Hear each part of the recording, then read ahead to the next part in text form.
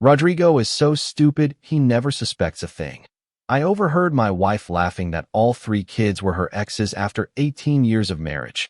Then DNA tests exposed the truth, and my next move shattered every lie they built their lives on. I was at our bedroom door. I'd just gotten home early from work because I wanted to surprise her with flowers for our anniversary. The red roses fell from my hands when I heard her say, "Don't worry, Rodrigo will never suspect a thing. All 3 have your eyes, but he's such an idiot he thinks they look like his grandmother." Her laugh pierced me like a knife. I stood there paralyzed, unable to process what I'd just heard. My wife, Laura, hung up the phone and walked out of the bedroom humming a song.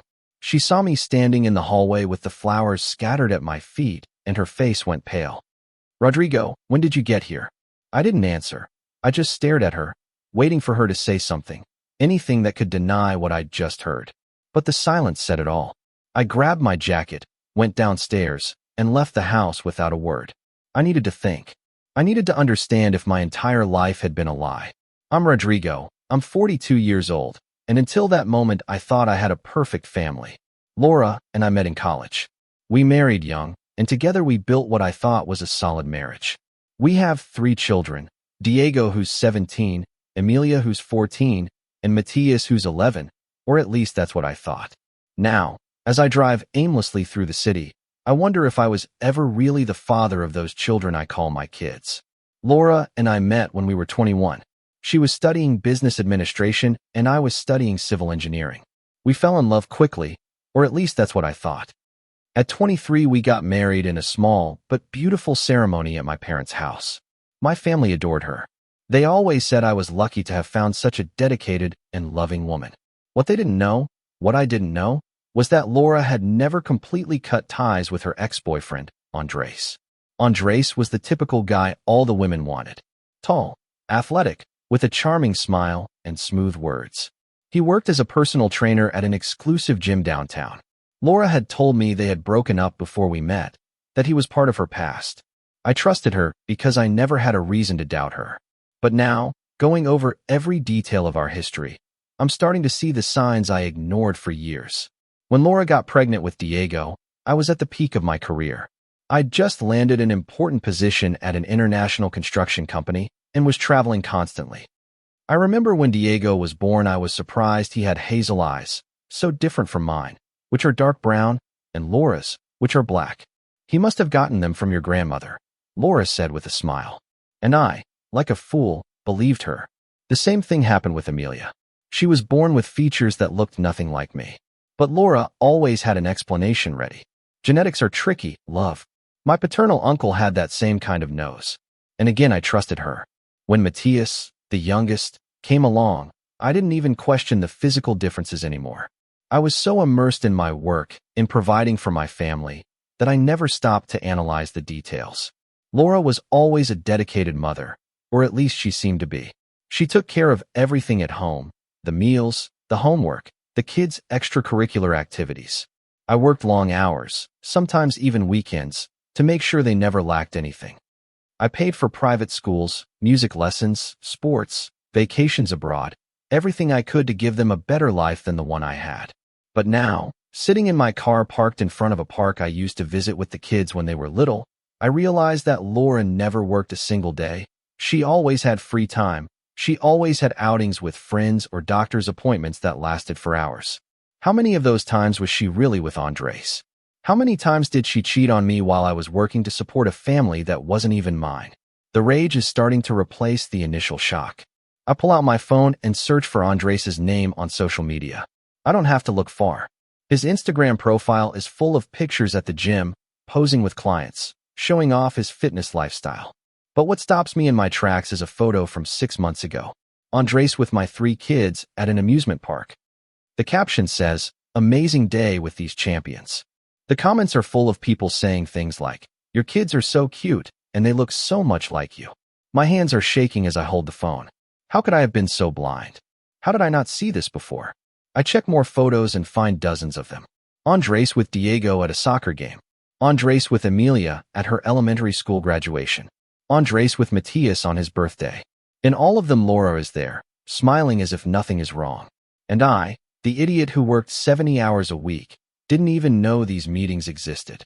I call my best friend Fernando, who's also a family lawyer.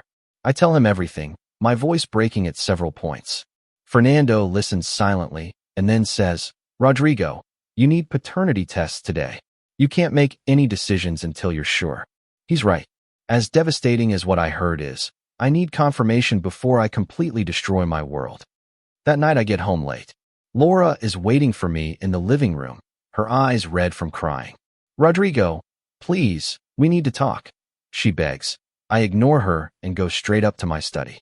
I lock the door and spend the night researching paternity tests, divorce, infidelity, and legal rights.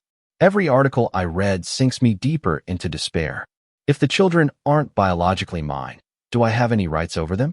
Can she just take them away from me after I've raised them as my own for all these years?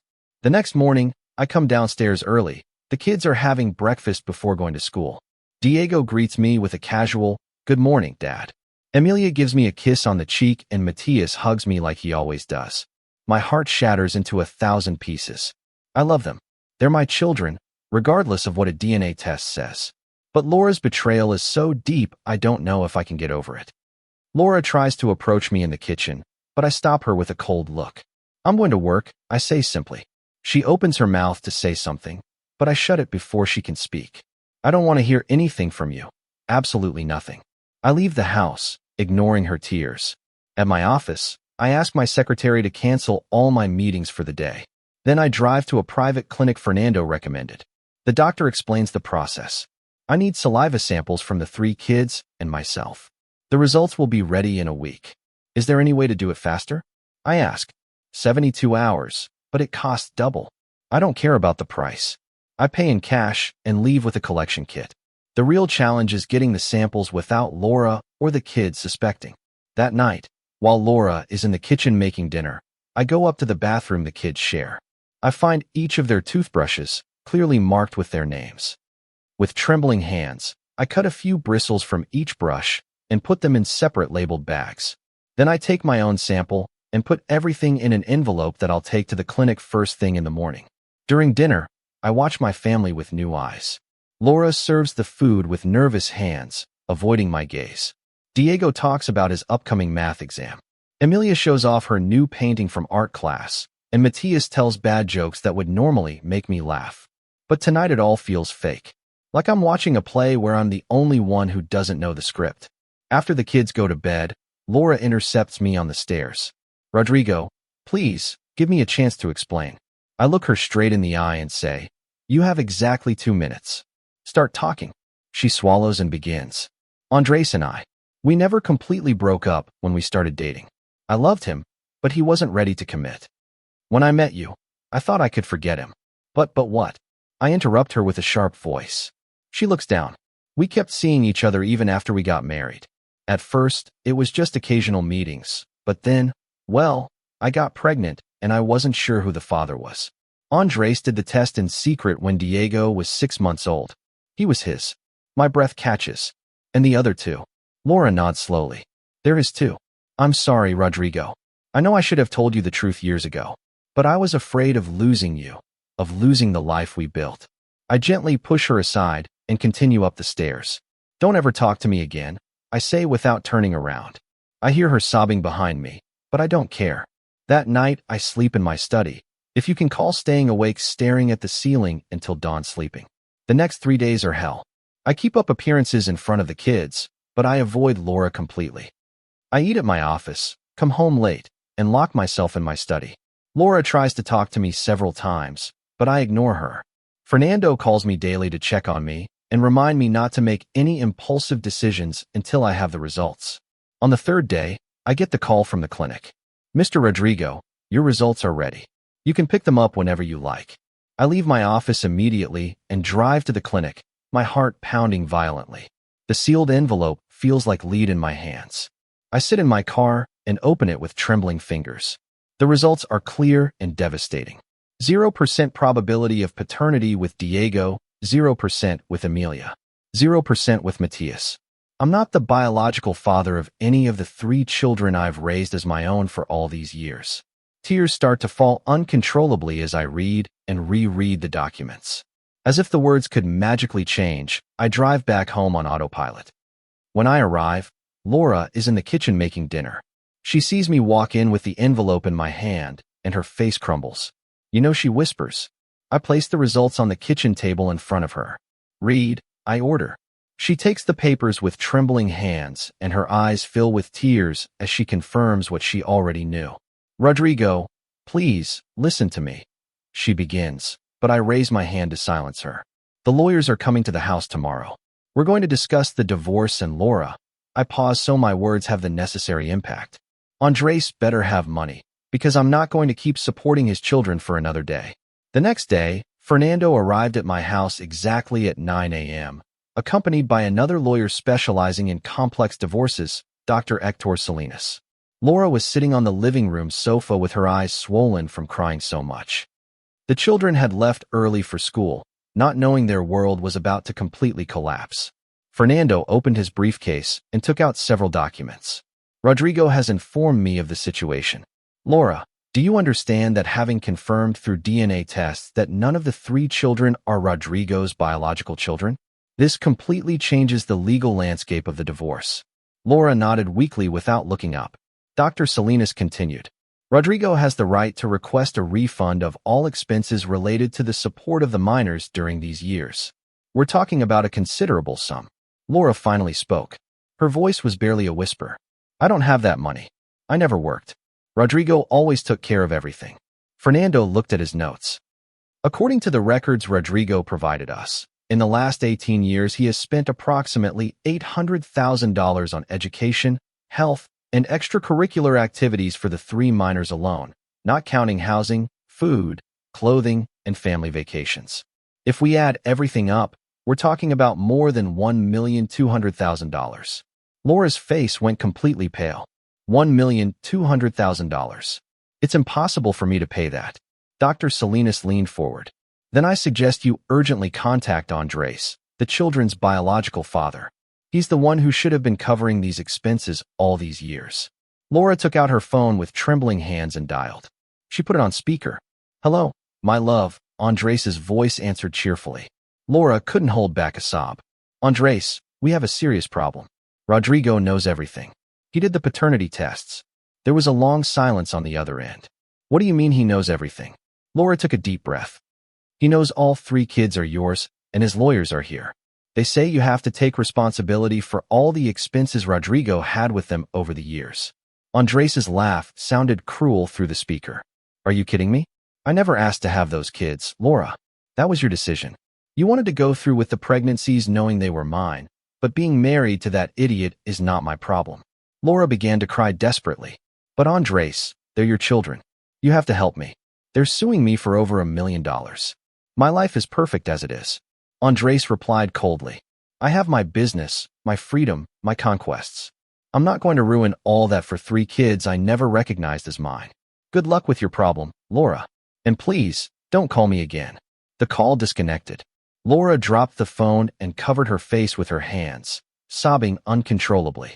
Fernando and Dr. Salinas exchanged glances. Well, said Fernando, that makes things easier for us.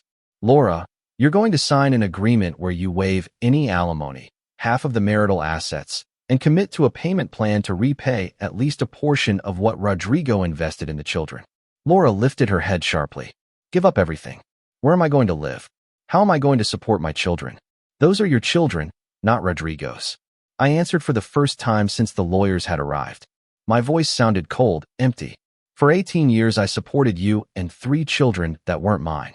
I gave you a house, a car, or money for whatever you wanted. You never had to work a single day. And in the meantime, you were cheating on me with Andres, laughing at me behind my back. I got up from the armchair and walked towards her. It's over, Laura, you're not my problem anymore. Laura knelt in front of me, grabbing my pants. Please, Rodrigo, think about the children. They love you. You're the only father they know. I felt a pang in my heart, but I kept my expression cold. You should have thought about them before cheating on me for almost 2 decades.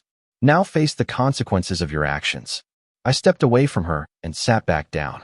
Dr. Salinas spread several documents on the table. Laura, here is the divorce agreement.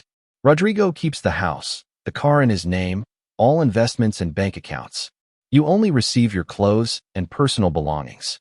You also commit to paying $1,000 monthly for the next 20 years as partial restitution of the expenses. Laura looked at the papers in horror. $1,000 a month. How am I going to get that money if I've never worked? That's not Rodrigo's problem. Fernando replied firmly. You can get a job like any normal person.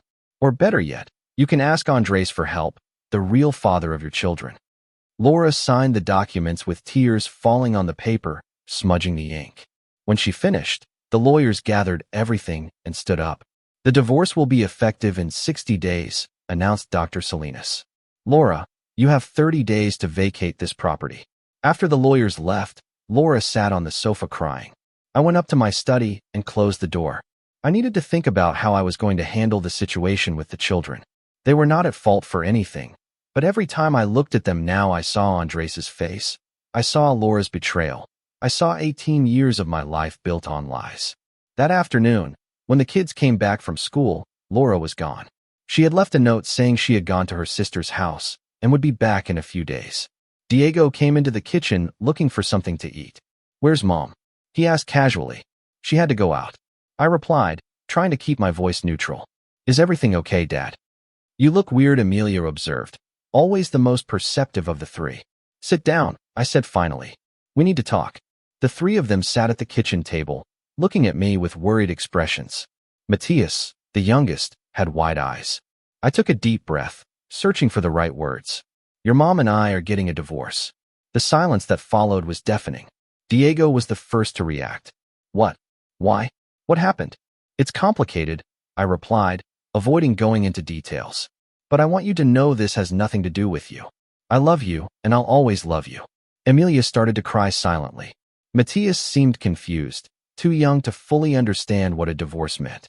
Diego stood up abruptly from the table. This is your fault, isn't it? You're always working, you're never home. When was the last time you came to one of my games? His words hit me like fists. He was partly right. I had been so busy working, providing for the family, that I had missed many important moments. But what Diego didn't know was that while I was working 60 or 70 hours a week, his real father was spending time with him at those games I missed. Diego, there are things you don't understand. I began, but he interrupted me. What don't I understand? That you're going to destroy our family because you got tired of Mom? That we're so unimportant to you that you'd rather get divorced than fix things? He ran to his room and slammed the door. Amelia followed him, also crying. Only Matthias stayed with me, tears rolling down his cheeks. You're not going to love me anymore, Dad? He asked with a trembling voice. I knelt in front of him and hugged him tightly. I'll always love you, champ, always. But as I hugged him, a voice in my head asked, how can you keep loving them knowing they're not yours? How can you look at them without seeing the betrayal? The answer was I didn't know. I didn't know if I could get over this. That night, I called my sister Catalina, the only person in my family I trusted completely. I told her everything, the call I heard, the DNA tests, the divorce, everything. She listened in silence and then said, Rodrigo, I understand your pain, but those children love you. To them, you're their father. Are you really going to punish them for Laura's mistakes?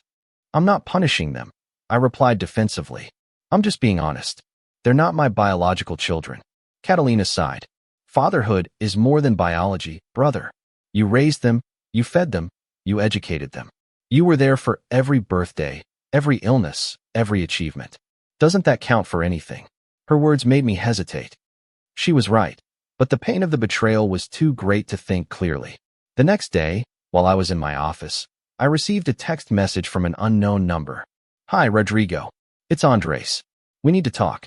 I felt rage boil inside me. How dare he contact me after everything? I ignored the message. 10 minutes later, my phone rang. It was the same number.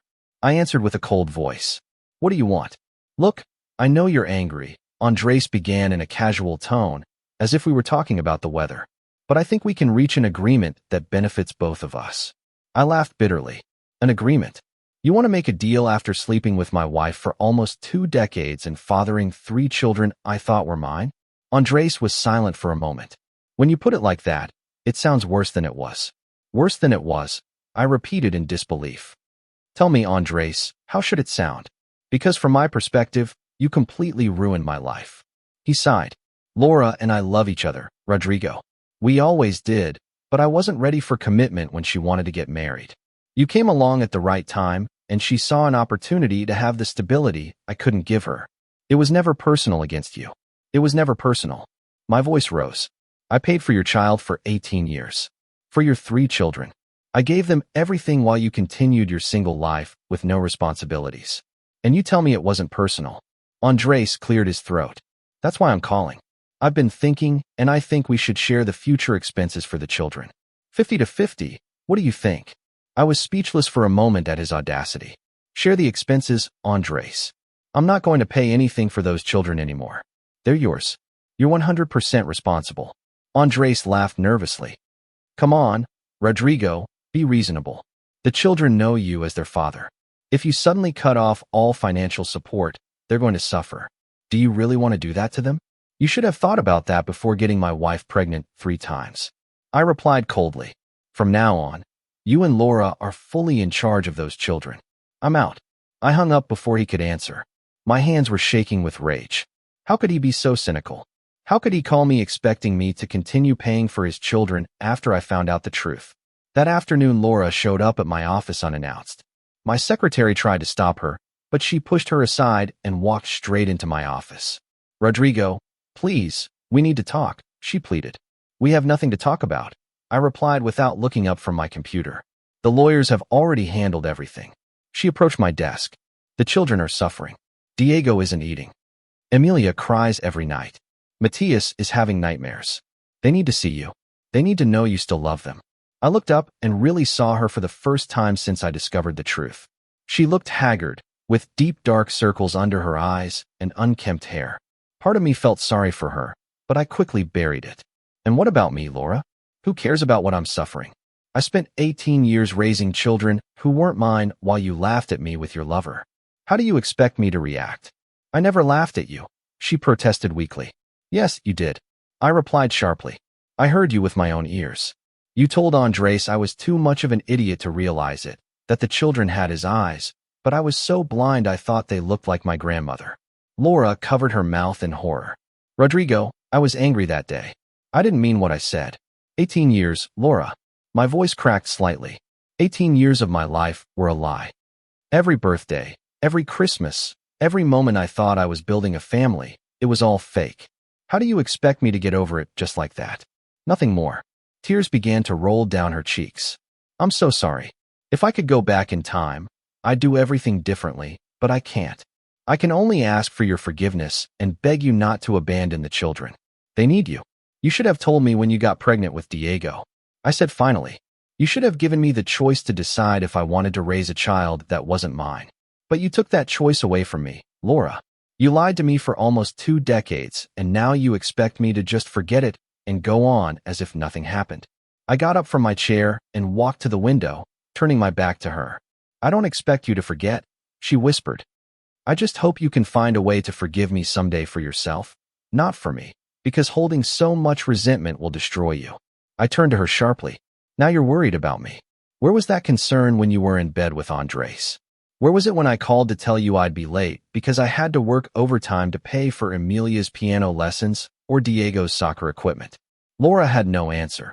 She just stood there crying silently. Finally, I said, leave, Laura, and don't show up unannounced again. Everything we have to discuss, we'll do through the lawyers. She nodded in defeat and left my office. I watched her walk away and felt a huge emptiness in my chest. Despite all the pain and betrayal, I had loved that woman for almost 20 years. 2 weeks after the divorce was initiated, my life had become a mechanical routine. I'd get up, go to work, come home late, and avoid any deep interaction with the children. They'd try to talk to me, but I'd respond with monosyllables, unable to connect with them emotionally, knowing the truth. The house felt cold and empty, as if life had been drained from every room. One afternoon, while reviewing documents in my study, I heard raised voices downstairs. I went downstairs and found Diego arguing heatedly with Laura, who had come to pick up more of her things. Why did you do this, Mom? Why did you ruin everything? Diego shouted with tears in his eyes. Laura tried to calm him down, but he gently pushed her away. Don't touch me. It's all your fault. Dad doesn't even talk to us anymore. I stood on the stairs, watching the scene without intervening. Emilia was sitting on the sofa, crying silently, while Matthias clung to his older sister. Diego, please, lower your voice, Laura pleaded. Your father and I had problems, but that doesn't mean we stopped loving you. Diego laughed bitterly, a sound I had never heard from him before. Love us. If you really loved us, you wouldn't have destroyed our family. Laura looked up and saw me standing on the stairs. Rodrigo, please, help me. Tell them this isn't the end of the world, that we'll still be a family in some way. I remained silent, not knowing what to say. How could I tell them we'd still be a family when I didn't believe it myself? Diego looked at me with pleading eyes. Dad, say something. Tell Mom to fix this, to come home. I can't do that, Diego. I said finally, my voice tired. Things happened between your mom and me that can't be fixed. Diego clenched his fists. What things? What's so terrible that it can't be forgiven? Did she fall in love with someone else? Did you fall in love with someone else? Whatever it is, you can work it out. People forgive each other all the time if he only knew the whole truth. I thought bitterly.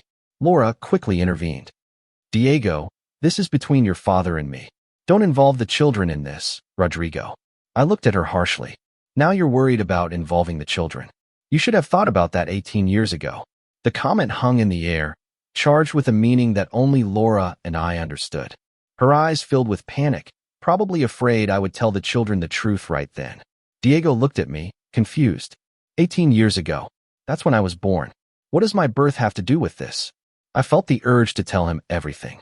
To explain that the man he knew as his father was not his biological father, that he had been raised on a lie. But seeing his face full of confusion and pain, I couldn't do it. Not yet. It doesn't matter. I muttered. Laura, finish packing your things and leave. That night, after Laura had left and the children were in their rooms, I received a call from my mother. Rodrigo, your sister told me what's happening. It's true. Laura was unfaithful to you. I closed my eyes, knowing I'd eventually have to explain the full situation to my family. It's more complicated than that, Mom. She waited patiently. The children aren't mine, none of the three. The silence on the other end was long and heavy. Finally, my mother spoke, her voice trembling. What do you mean they're not yours? Did you do tests? I explained everything, the call I heard, the paternity results, the years of deception. When I finished, my mother was crying. Those children, I've watched them grow up. Diego, Emilia, Matthias, they're my grandchildren. Her voice broke. How could she do something like that to you? I don't know, Mom, I answered honestly. But it's done. The divorce is in process and Laura will have to leave the house in 2 weeks. My mother sighed deeply. And the children? What's going to happen to them? That was the question that haunted me every night. I don't know. Legally, I have no obligation to them, but I can't just erase 18 years of my life either. Rodrigo, listen to me carefully, my mother said firmly. I understand your pain, I understand your anger, but those children love you. To them, you're their father. If you abandon them now, you'll regret it for the rest of your life. Her words resonated in my mind for hours after I hung up. She was right. Would I regret walking away from them? Or would it be worse to keep pretending to be their father knowing the truth? The next day, while I was in a meeting at my office, I received an urgent call from Emilia's school. Mr. Rodrigo, we need you to come immediately. Emilia had an incident. My heart raced. What kind of incident? Is she hurt? The principal's voice sounded worried. Not physically, but she's very emotionally distressed. She locked herself in the girls' bathroom and won't come out. She's only asking to speak to you. I canceled all my meetings and sped to the school. When I arrived, the principal took me to the bathroom where Emilia was locked in. I knocked gently on the door. Emilia, it's Dad. Can you open the door? I heard sobs from the other side. I don't want to come out. Everyone's looking at me funny. My heart broke. Why are they looking at you funny, sweetheart? There was a long silence before she answered. Because I heard Mom on the phone last night. She said you're not my real dad. I felt like I'd been punched in the stomach. Laura had told her, or at least Emilia had overheard something that led her to that conclusion. Emilia, please, open the door. We need to talk about this. After several eternal minutes, I heard the latch click open. Emilia came out with red, swollen eyes, her school uniform wrinkled. I hugged her tightly as she cried against my chest. It's true, Dad. You're not my real dad. I didn't know what to say. If I lied, she'd eventually find out the truth and would never forgive me. If I told her the truth, I'd shatter her world in that moment. Emilia, listen to me carefully, I said finally, kneeling to be at her eye level. I am your dad. I've been your dad since the day you were born. But Mom, she began, but I gently interrupted her. It doesn't matter what Mom said or what you heard. What matters is that I love you, and I've always loved you. That's never going to change. Emilia hugged me tightly. You promise? I swallowed the lump in my throat. I promise. Even though I wasn't sure if I could keep that promise, at that moment, it was what my daughter needed to hear. That afternoon, I took Emilia back home and called Laura, demanding she come over immediately. When she arrived, I confronted her in the kitchen while the kids were upstairs. You told Emilia I'm not her father. Laura paled. No, I never. She must have heard something out of context. I grabbed her arm, not hard, but firmly. Laura, if you ever mention anything about paternity in front of the children again, I will make your life impossible. Do you understand me? She nodded quickly, scared by my tone. Rodrigo, I'm sorry. I was talking to my sister about the situation, and I didn't realize Emilia was listening. I let her go and stepped away. The children don't need to know the sordid details of your infidelity. When the time is right, we'll tell them the truth. But that time isn't now, when they're already shattered by the divorce. Laura nodded, tears rolling down her cheeks. That night, after putting the kids to bed, I sat in my study with a glass of whiskey, something I rarely did. Fernando called to update me on the divorce proceedings. Everything's moving along as planned. Laura signed all the documents. The house will be completely in your name, as well as all investments and bank accounts. I should have felt victorious, but I just felt empty. Fernando, I need to ask you something, I said after a moment. If I decide to maintain some kind of relationship with the children after the divorce, would I have to keep paying child support? Fernando pondered. Legally, no. The DNA tests exempt you from any financial obligation, but if you voluntarily establish a paternal role, a judge might interpret it as an implicit acceptance of responsibility. Are you considering staying a part of their lives? I don't know, I admitted honestly. Every time I look at them, I see Laura's betrayal, but at the same time, I've raised them for years. I can't just turn off my feelings for them. Fernando sighed. Rodrigo, this is more than a legal matter. You need to talk to a therapist, process all this trauma before you make permanent decisions about your relationship with those children. He was right, but the idea of sitting in front of a stranger and talking about my feelings was unbearable to me. The following week, something happened that changed my perspective completely. It was Friday night, and Diego had asked for permission to go to a party. I told him no because his grades had dropped. He became furious. You're not my real father, so you can't tell me what to do. The words tumbled out of his mouth before he could stop them. Emilia gasped. Matthias looked at me confused, and I froze. What did you say? I asked in a dangerously low voice. Diego immediately realized his mistake, but the damage was already done. I heard Mom on the phone. She said none of us are your biological children. Emilia began to cry. Matthias looked terrified, and I felt the floor open up beneath me. The moment I had been dreading had arrived, and I wasn't prepared. I sat down heavily on the sofa, my head in my hands. The three children stared at me, waiting for me to say something, to deny it, to tell them it was all a misunderstanding, but I couldn't lie anymore. Sit down, I said finally. They obeyed, huddling together on the opposite sofa. It's true, I began. My voice was barely a whisper. Biologically, I'm not your father. The silence that followed was absolute. Then Emilia spoke, her voice trembling. So who's our real dad? I closed my eyes, hating that I had to tell them this. A man named Andres. He and your mom had a relationship while she and I were married. Diego stood up abruptly. Mom had an affair.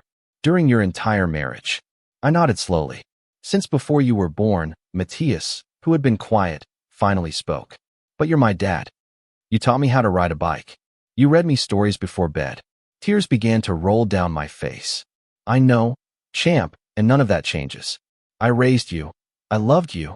I was there for everything. That makes me your dad in all the ways that matter. Diego shook his head violently. No, it doesn't. You lied to us our whole lives. I didn't lie to you. I protested. I didn't know the truth either until a few weeks ago. Diego looked at me with eyes full of anger and pain. And what are you going to do now? Are you going to abandon us because we don't carry your blood? The question hit me hard. I don't know, I admitted honestly. I'm still trying to process all of this. Diego let out a bitter laugh. Great. So the answer is yes. Thanks for being honest, at least.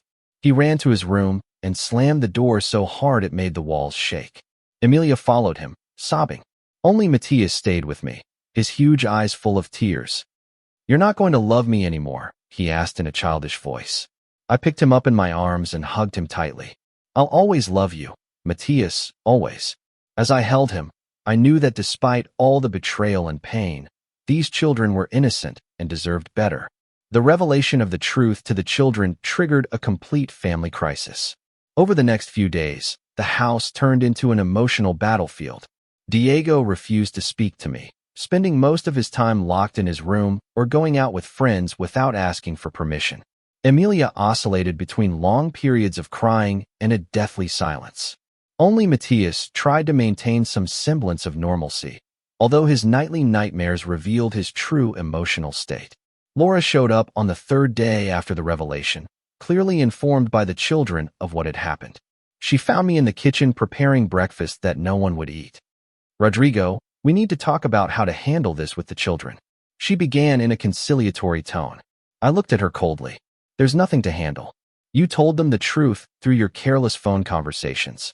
Now we all live with the consequences. It wasn't my intention for them to find out like this. She protested. They needed to know eventually, but in a controlled environment, maybe with a family therapist. I laughed bitterly. A family therapist? Laura, we're not a family anymore. That became clear when you decided to sleep with Andres for almost 2 decades. She bit her lip, clearly hurt by my words. The children are devastated. Diego called me last night crying. And what do you want me to do? I asked wearily. Pretend nothing happened. Keep being the perfect father. After discovering I spent 18 years raising another man's children, Laura approached me, her eyes pleading. I want you to remember that those children aren't to blame. They love you, Rodrigo. You're the only father they've ever known.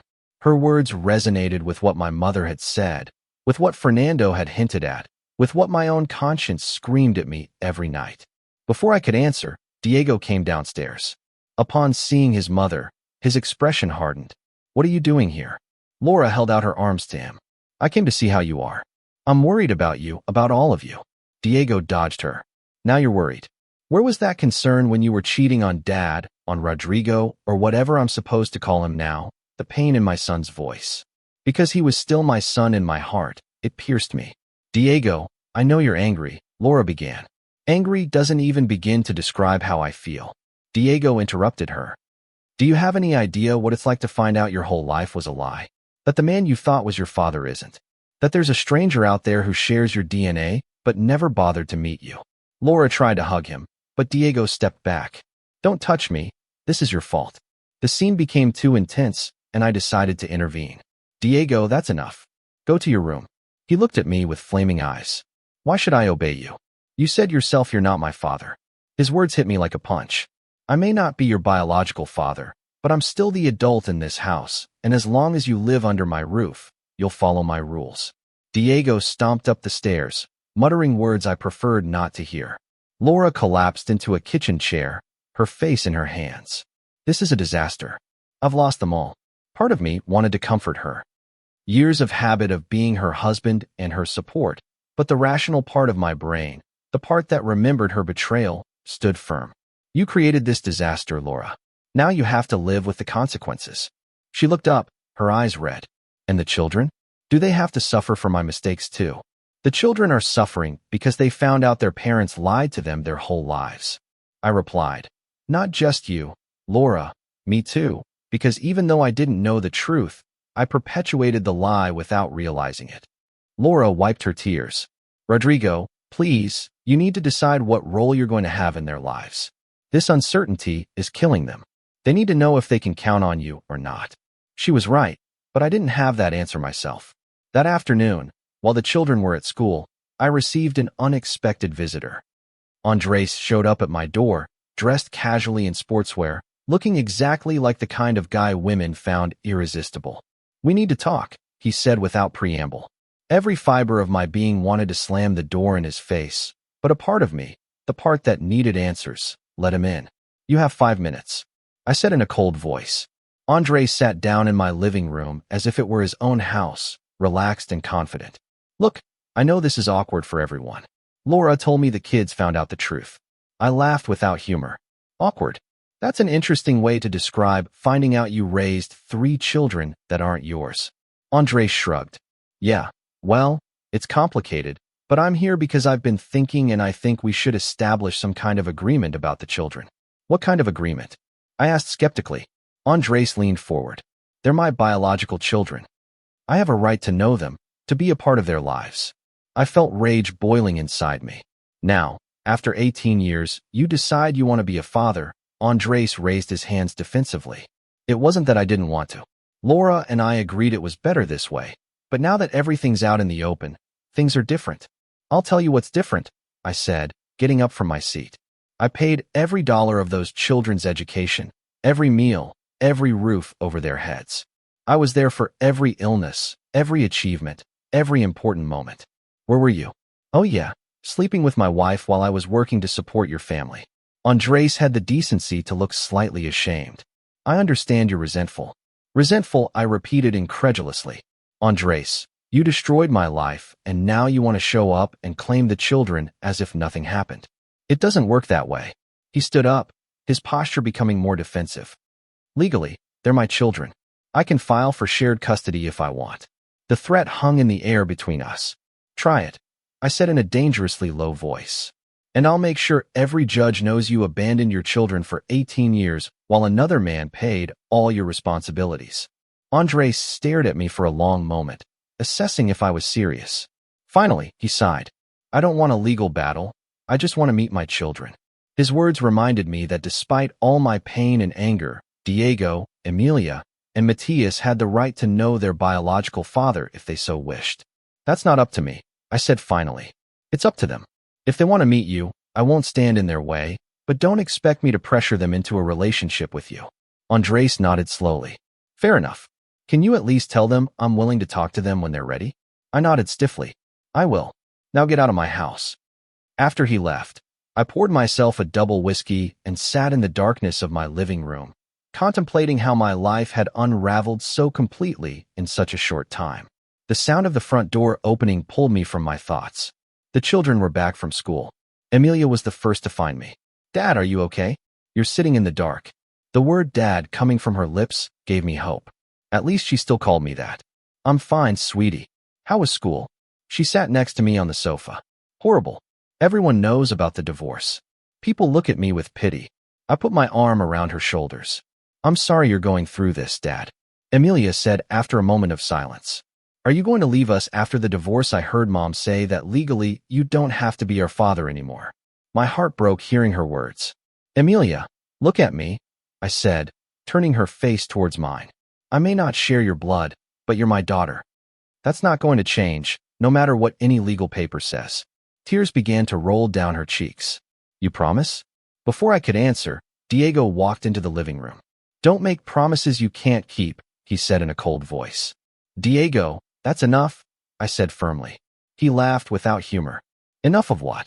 Of being honest. We all know you're eventually going to leave us. Why keep pretending? I stood up to face him. I'm not pretending, I'm still processing all of this, but I never said I was going to abandon you. So what are you going to do? Diego challenged.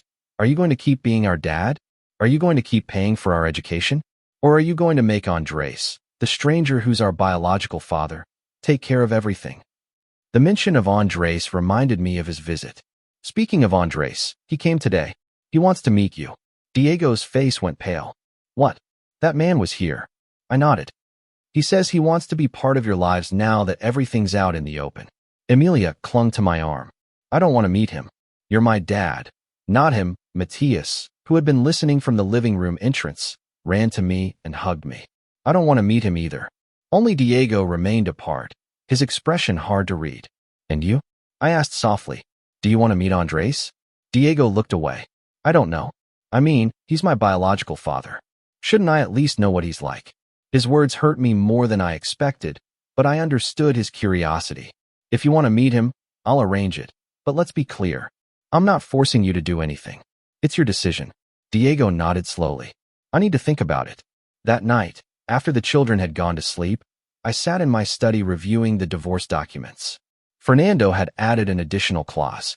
Complete waiver of paternity rights over the 3 minors. All I had to do was sign illegally. I would no longer be the father of Diego, Emilia, and Matthias. I would be free of any financial or emotional obligation. I could start over, forget these 18 years, and build a life without the constant reminder of Laura's betrayal. The pen trembled in my hand as I held it over the signature line. Could I really do this? Could I abandon the children I had raised as my own? My phone rang, interrupting my thoughts. It was my sister Catalina. Did you sign the papers? She asked without preamble. How do you know about that? I replied, surprised. Fernando called me. He's worried about you. He says you're considering completely giving up the children. I closed my eyes. I don't know, Catalina. Every time I see them, I remember the betrayal. How am I supposed to get over that? You don't get over it, Catalina said softly. You process it, you accept it, and you decide what kind of person you want to be despite it. Mom and Dad raised you to be an honorable man. What does that man say about abandoning 3 innocent children? Her words penetrated the defenses I had built around my heart. I'm scared, I finally admitted. Scared that if I stay, I'll never be able to forgive. Scared that my resentment will harm them more than my absence. Then get help, Catalina insisted. Go to therapy, process your trauma, but don't make a permanent decision based on temporary emotions. After hanging up with my sister, I put the documents away and signed. I wasn't ready to make that decision yet. I needed more time, more clarity.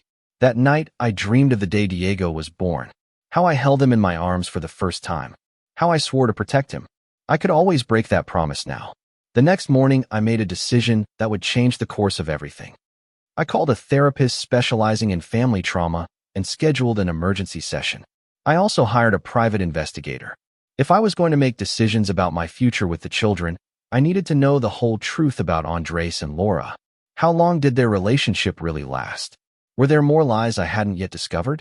The investigator, a middle-aged man named Gustavo, gave me his full report a week later.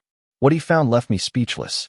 Andres had not only maintained a relationship with Laura during our marriage, but he had been present at key moments in the children's lives that I had missed because I was working. There were pictures of him on Diego's first day of school, at Emilia's piano recital, at the soccer game where Matthias scored his first goal. He was basically living a double life, Gustavo explained as we reviewed the photos. He has an apartment registered in his name where Laura visited him regularly. The neighbors know him as Laura's husband. Some even thought you were the lover. I felt nauseous. Not only had they cheated on me, but I had been made into the other man in their relationship's narrative.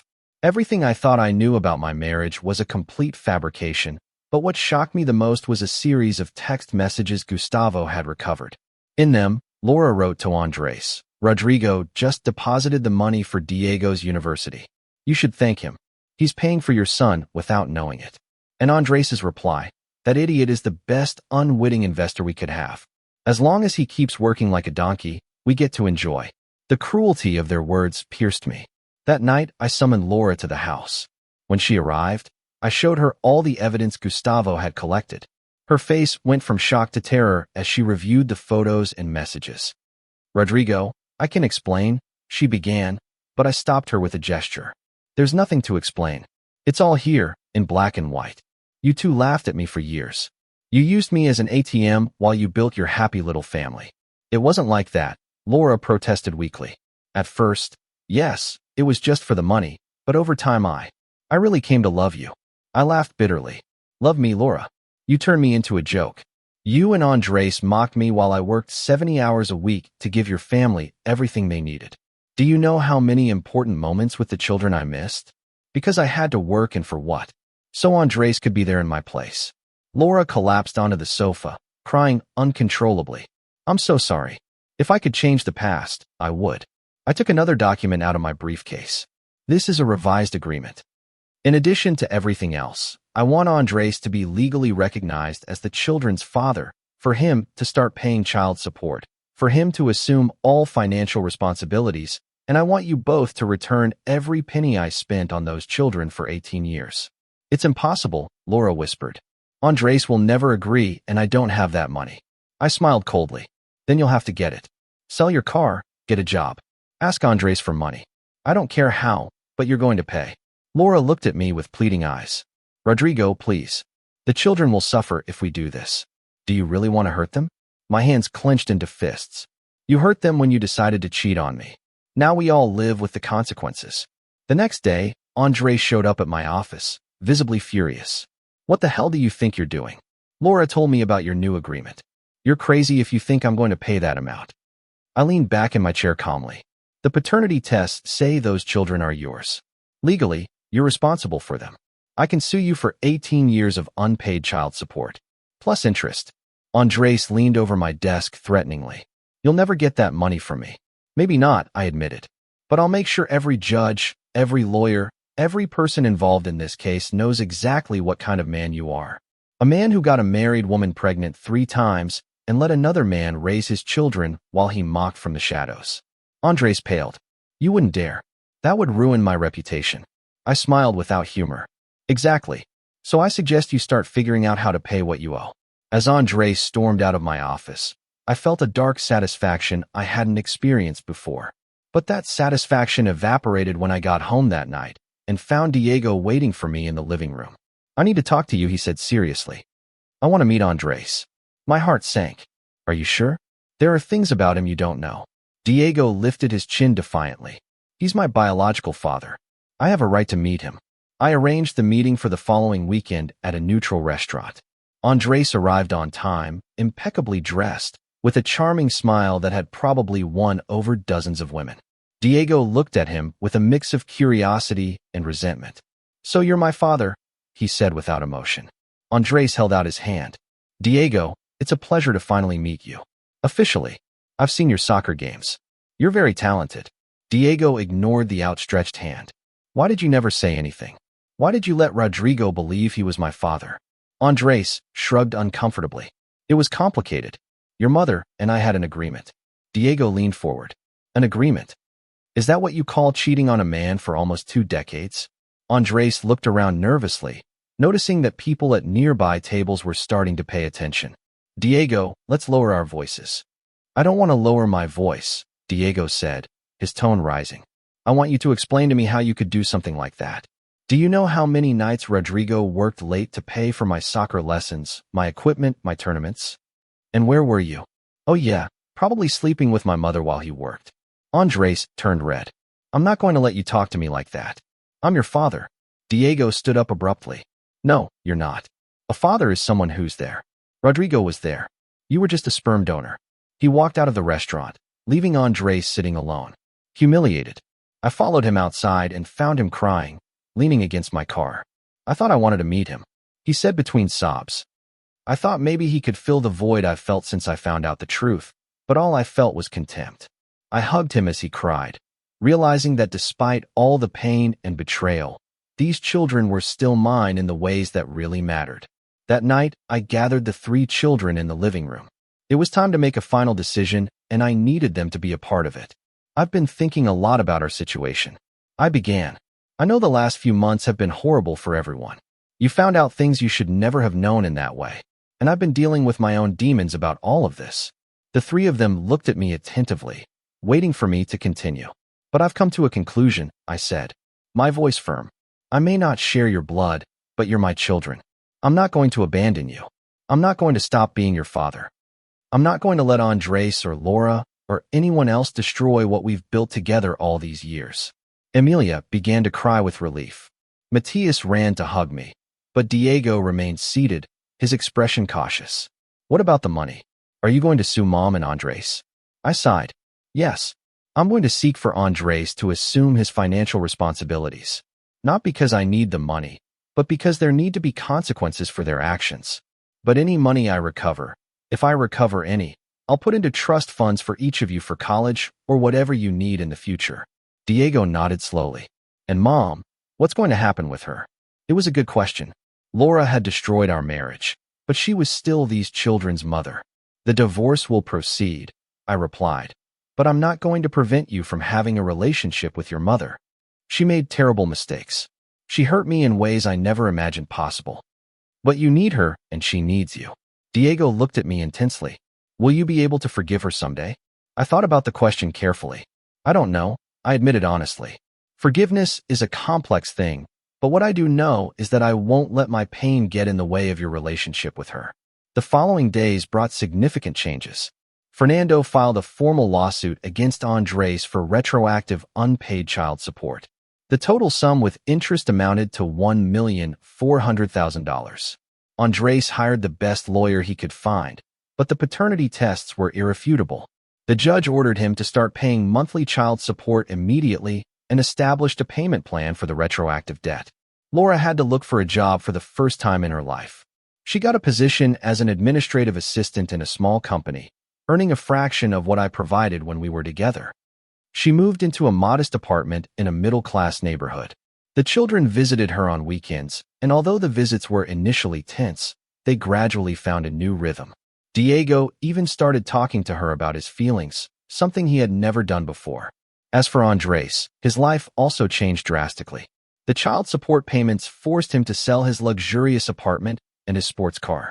He had to lay off employees at his gym to cut costs, and most significantly, his reputation in the fitness community was tarnished when the story of his 3 unrecognized children leaked out. Clients left him, contracts were canceled. The easy, responsibility-free life he had enjoyed for years evaporated. 3 months after the final divorce, I was in my study when Diego knocked on the door. "Can I talk to you?" he asked. "Always," I replied, pushing my documents aside. He sat across from me, nervous.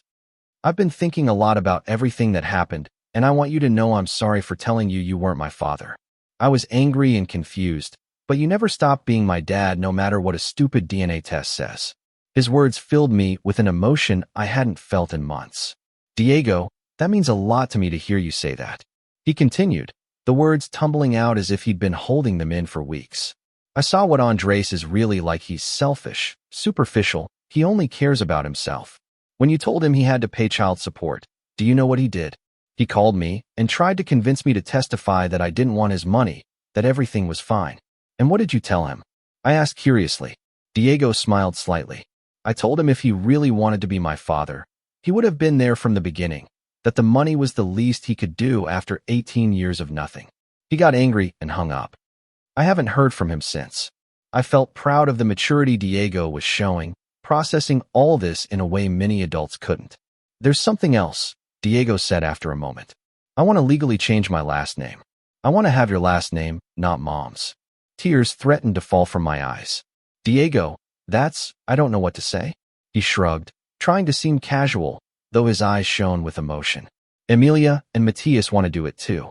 We talked about it. We want to be officially your children, not just in words." That night, after the children went to sleep, I sat in my study with a glass of whiskey, contemplating the incredible journey we had been on. From the devastating day I heard that phone call to this moment of healing and reconnection. It hadn't been easy. There had been nights when I wanted to give up, moments when the pain seemed unbearable. But looking back, I knew I had made the right decision. 6 months later, life had found a new balance. The legal process for Diego, Emilia, and Matthias to officially change their last name to mine was complete. The day we received the official documents, we had a small celebration at home with my family.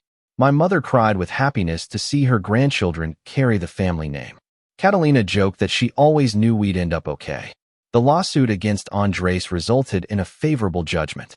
The judge, after reviewing all the evidence presented by Fernando, ordered Andres to pay $900,000 of the $1,400,000 requested. It wasn't the full amount, but it was enough to establish 3 substantial college funds for the children. Andres appealed the decision, but his new lawyer advised him to accept before the judge decided to increase the amount for contempt. Laura, for her part, had found a new version of herself I never imagined I'd see.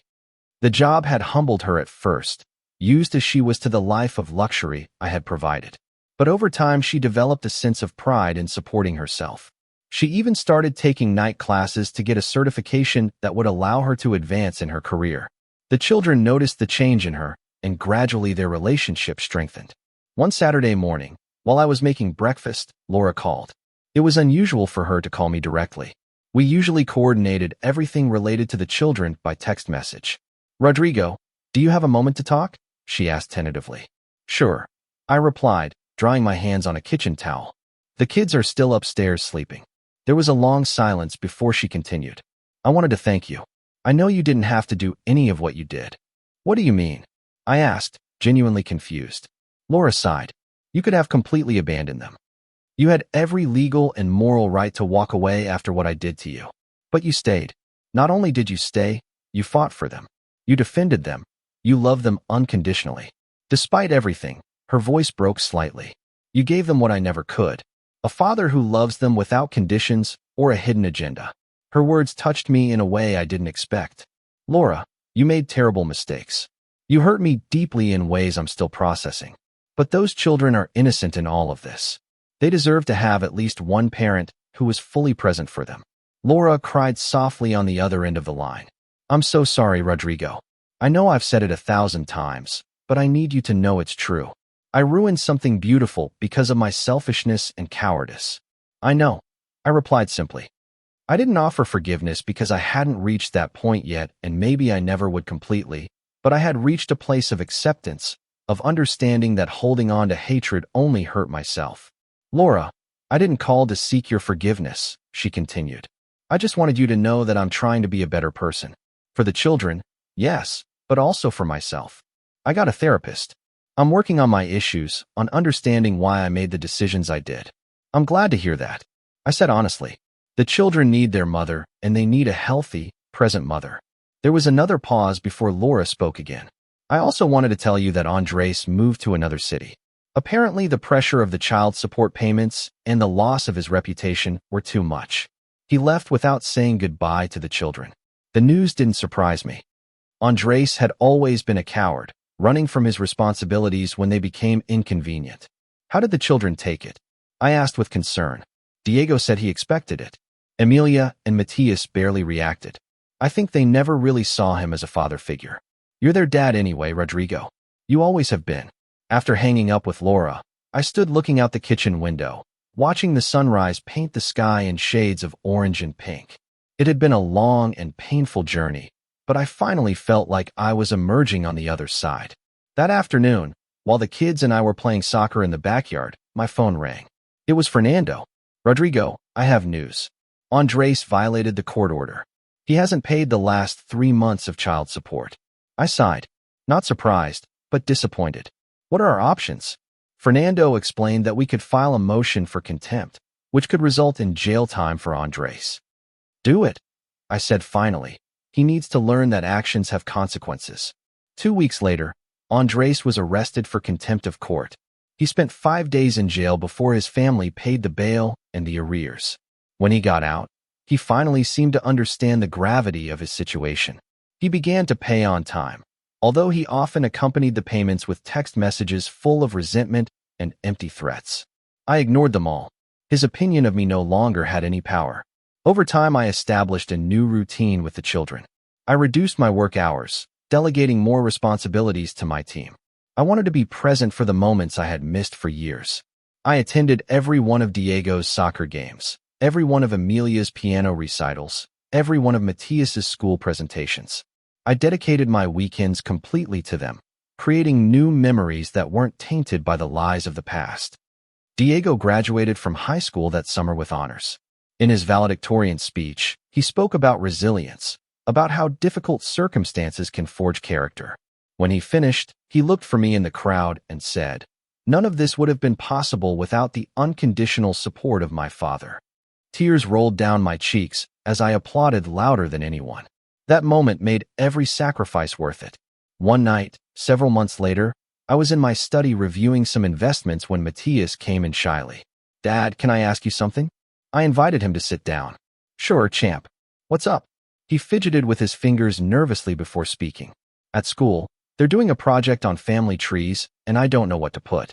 Do I put Andres as my biological dad, or just you?" The question made me reflect.